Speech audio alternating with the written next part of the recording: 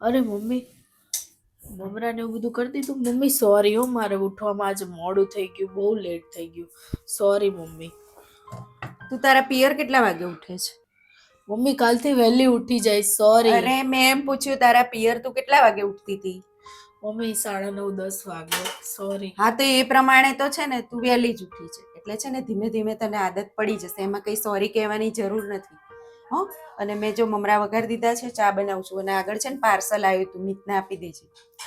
Thank you mummy.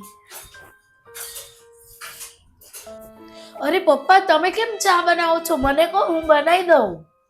અરે બેટા, અહીંયા બધાને પોતપોતાનું કામ કરવાની આદત છે, એટલે હું જાતે જ બનાવી લઈશ, તું ચિંતા ના કર હો.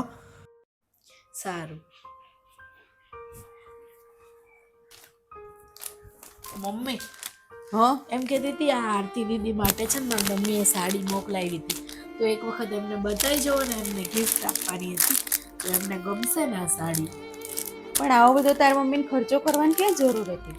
અરે મમ્મી, લગ્ન પછી એક કંઈક આપવું તો પડે ને નણંદને, તો આ સાડી લીધી હતી. મેં કીધું તમને પહેલાં બતાવી જો, જો ન ગમે ને તો બદલી આપશે ને, કંઈક આપણે બીજું લઈ લેશું એના બદલામાં.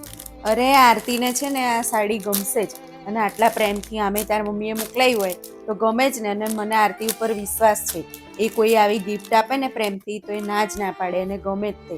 તાર મમ્મી તો એક વખત તમે જોઈ લો ને, એક વખત તમને ના ગમે તો આપણે બદલાઈ દઈશું.